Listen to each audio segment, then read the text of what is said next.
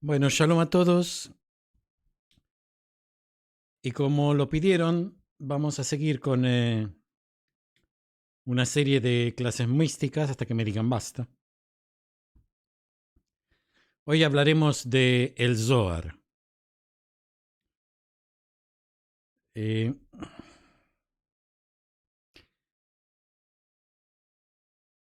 yo sé que a la gente le interesa el misterio. Lo que sí les voy a aclarar que es más interesante el misterio en sí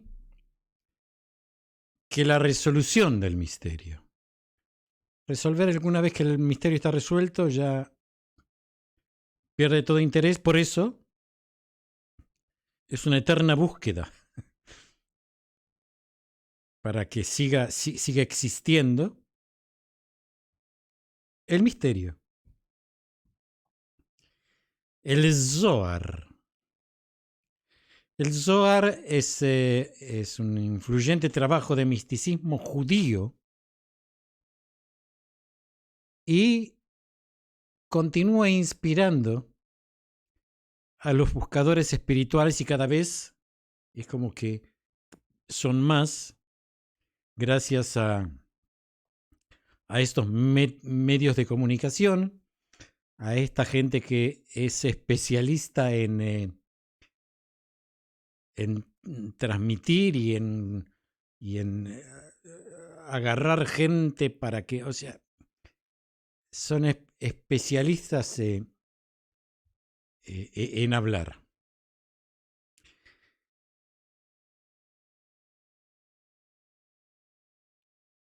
El Sefer Zohar,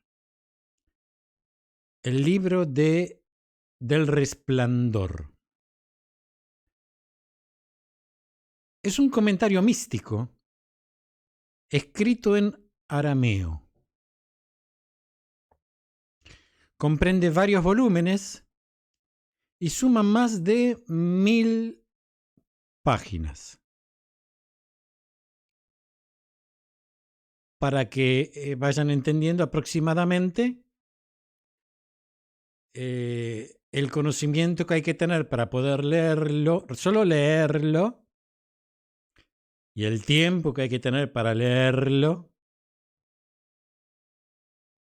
eh, solamente eso, 1000 páginas en arameo. Pero van a encontrar por ahí libritos de 100, 200 páginas o en castellano o en cualquier idioma eh, que no es el arameo, que comentan cosas y la gente son cabalistas. El Zohar es parte del corpus de la tradición mística judía, conocida como Kabbalah.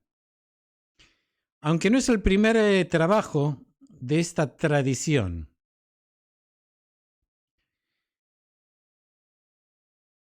Esta distinción la tiene el Sefer Abair. Bair es algo brillante, o sea, el libro de la brillantez. Que vamos a hablar también. Quise empezar con el Zohar porque es más conocido. Sefer Abair es del siglo XIII. Aunque tampoco es el primer libro místico. El primer libro místico es el Sefer Yetzirah, el Yetzirebuch. Aunque el Yetzirebuch no forma parte de la tradición cabalística. Que vamos a hablar también. Y como adelante voy a comentar de que todo lo que es la cábala se apoya en el Sefer Yetzirah, en el Yetzirebuch. Pero el Zohar es ahora una de las obras más conocidas de la literatura cabalística. Gracias a la erudición de principios del siglo XX, atención, del filósofo israelí que nació en Alemania, Gershom Scholem. Gershom Scholem hizo popular todo el misticismo. También se hizo traducciones de la literatura de Gershom Scholem en distintos idiomas.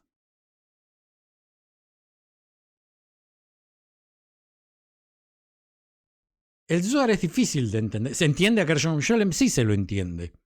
Y es a quien todos normalmente recurren diciendo que leen el Zohar. Leen a Gershom Scholem.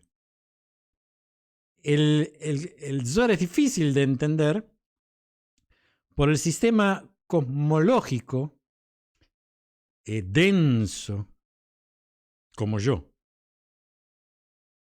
Tengo una amiga, Malke, que dice que yo soy, cuando doy clases, soy denso. Así que el Zohar es así de denso. Inclusive, si se hacen traducciones del Zohar, no conozco ninguna, pero me imagino que tiene que ser igualmente denso, como yo hablando en castellano, que también soy denso.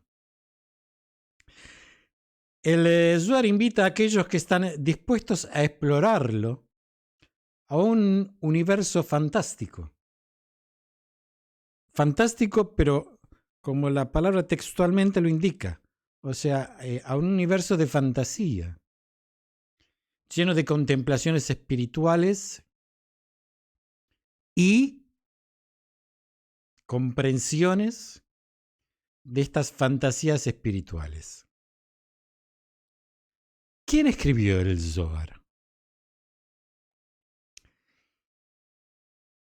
La creencia judía mística dice que el Zohar fue revelado por Dios a Moisés en el Sinaí.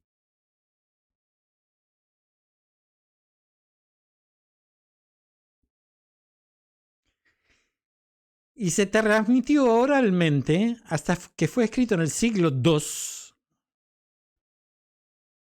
por el rabino Shimon Bar Yochai, conocido como el Rashbi, o también conocido como Shimon ben Yochai. Desde una perspectiva histórico-crítica, aquí entramos en un problema porque la autoría del Zohar, desde el punto de vista histórico, es un debate que ha proseguido durante siglos. Finalmente, la historia está de acuerdo en que fue escrito en España del siglo XIII, probablemente por el cabalista castellano Rabbi Moshe de León, junto con otros autores. Y aparentemente el texto fue escrito en arameo, que es un idioma que no se usaba mucho en ese momento, para crear la apariencia de haber sido escrito siglos antes. Esto es según los historiadores, no los místicos del Zohar. ¿Cuáles son los temas que abarca el Zohar? Los temas principales en el Zohar incluyen la naturaleza de Dios, el cosmos, la creación del mundo, la relación de Dios con el mundo a través de las sefirot. Las sefirot son atributos de Dios, otros atributos. Porque como bien sabemos, los nombres que se emplean en la Torá son atributos. Pero estas sefirot son otros atributos. También el Zohar habla de la naturaleza del mal, el pecado. La revelación de la Torá, las fiestas, los mandamientos, la oración, los rituales antiguos del templo y algunos otros temas.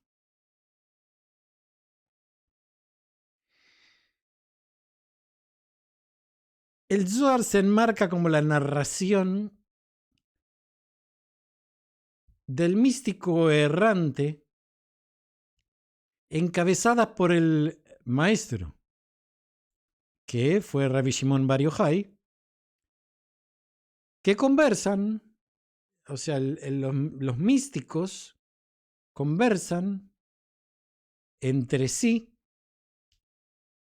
e interpretan la Torá viajando por Eretz Israel. El acto de viajar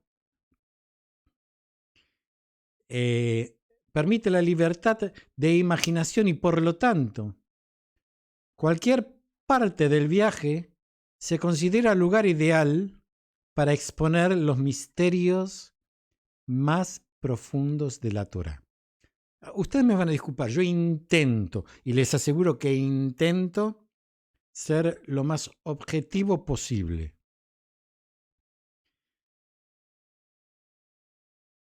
Hay veces que no me sale.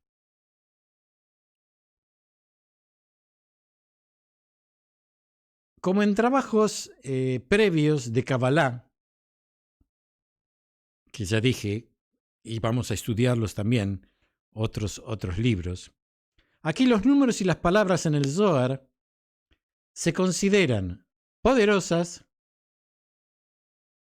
De hecho, los mismos bloques de construcción de la creación tienen un poder.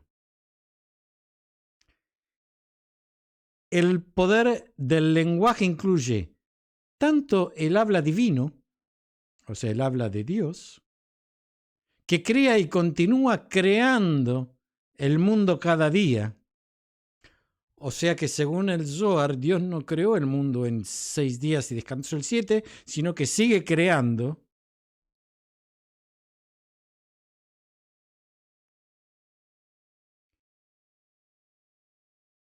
Como el habla humana, que puede influir tanto en este mundo como en el reino divino a través de la oración y, fundamental, la contemplación.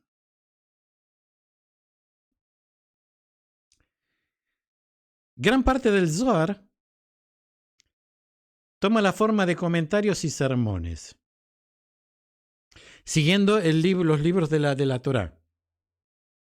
Sin embargo, a diferencia de midrashim tradicionales, acordémonos que un midrash es un cuento, no es una halajá. Son usados a menudo estos cuentos para darle un ambiente folclórico. Pero vuelvo a repetir, un midrash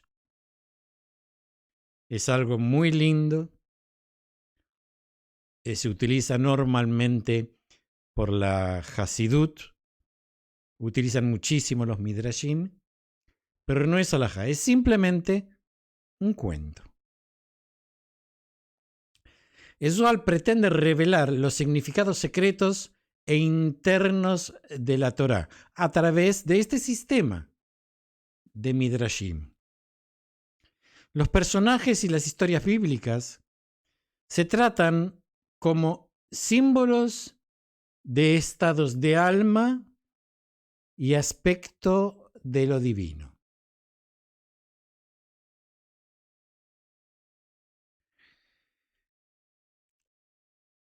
La naturaleza de Dios, conocida como Ein Sof, que lo traducen como infinito, es una de las preocupaciones centrales del Zohar. Yo aquí me voy a distraer un poco, voy a separar un poco. Ein Sof, que lo traducen como infinito, Ein Sof significa sin fin. Claro, uno dice, si es sin fin, es infinito. Como diría un profesor mío, querido profesor mío de castellano, tiene cero. ¿Por qué? Porque filosóficamente, sin fin no significa infinito. Infinito significa que sabemos que tiene que tiene un fin. ¿Cuál es el fin? Es el infinito. Mientras que Ein Sof, sin fin, no hay fin. No sabemos. No lo conocemos.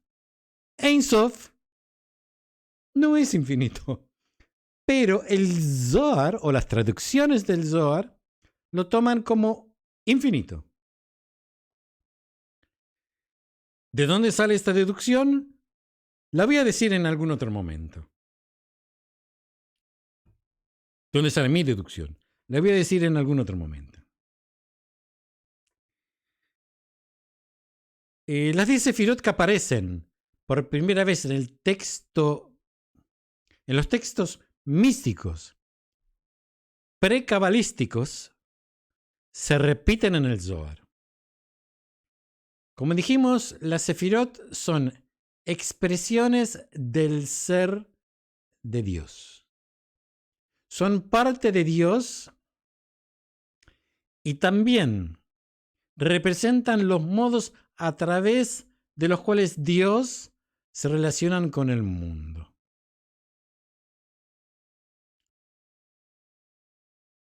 Y las voy a decir. Pensaba no decir, pero sí las voy a decir. Las sefirot son las siguientes. Keter, que significa corona. Jochma, sabiduría. Binah, entendimiento. Geset, misericordia. Din, justicia. Tiferet, eternidad. Netzach, también eternidad. Es otro tipo de eternidad. Yesod, fundación, y Shejina. La Shejina, o Malkut. Malkut es realeza. Aquí hay una...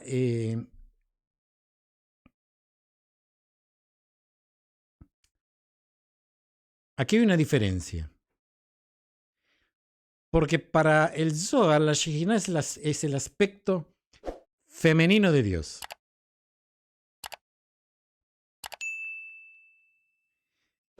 Mientras que para otros movimientos que no son místicos, la Shejina no es el aspecto femenino de Dios. Es el alma. Es el alma de Dios.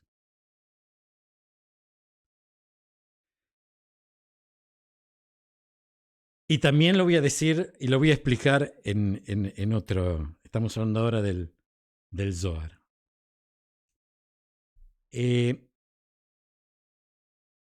La forma literaria del Zohar se presta a la búsqueda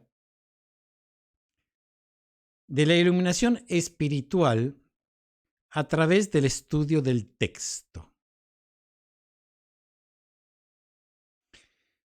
Claro, si es a través de la lectura del texto, cada palabra tiene un significado y el texto está escrito en arameo, ¿cómo vamos a encontrar la espiritualidad si no lo leemos en arameo?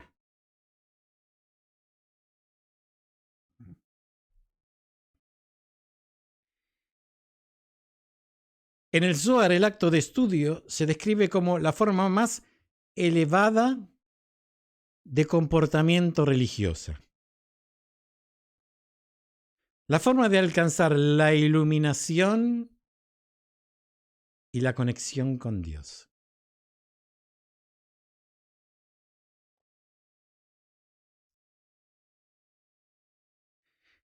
El objetivo de la Kabbalah y de otras tradiciones místicas es facilitar la unión espiritual del ser humano con Dios a través de prácticas contemplativas. En el Zohar, o sea, esto pasa en todas las tradiciones místicas, en todas. En el Zohar, el acto de contemplación espiritual adquiere un carácter erótico, en el que los místicos a menudo estudian tarde en la noche. Y la relación entre el místico y Dios, atención, se describe como la de dos amantes. Dios se caracteriza como un amante o una novia. Y el objeto de la oración, el estudio y la meditación se representan como una unión mística con Dios, en el que el místico se pierde en el ser divino. Esto es un estado que se conoce como devekut. En hebreo significa algo pegado, algo que está pegado. Es un estado de devekut, apego, un apego a Dios. El Zohar a menudo emplea la metáfora de la unión sexual y el nacimiento para describir el proceso creativo que tiene lugar tanto en el reino divino como en el reino humano.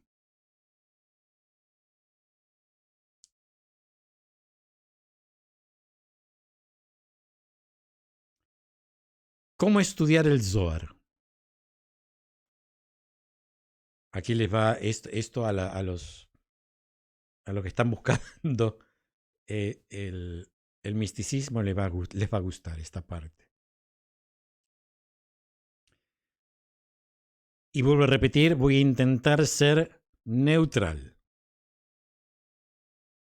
Según muchas enseñanzas tradicionales, se supone que uno debe esperar hasta los 40 años para estudiar Kabbalah, a fin de estar preparado psicológicamente y espiritualmente. 40 años. Si empezamos a leer el Tanaj a los 3 años y una vez por año leemos completamente el Tanaj, significa que a los 40 años la persona leyó 37 veces el Tanaj en hebreo.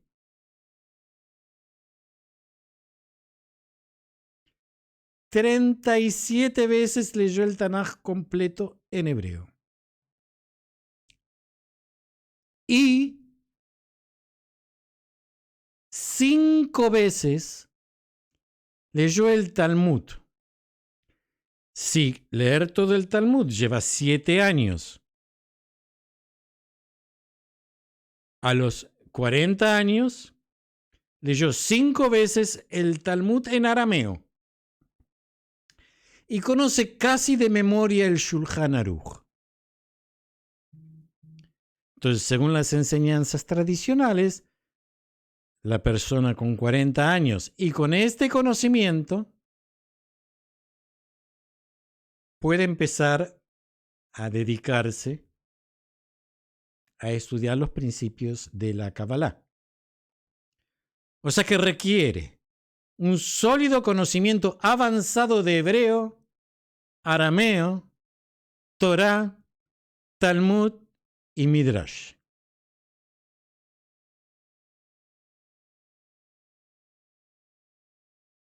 es algo que está relacionado con la palabra, con lo escrito. Aunque las nuevas traducciones han hecho que el texto sea más accesible, ¿cómo voy a poder traducir algo si la base del entendimiento está en el idioma original? No lo sé, no lo sé. Pero la mayoría de la gente en todo el mundo estudia estas traducciones. Porque no somos muchos los que sabemos arameo. Y no creo que ningún...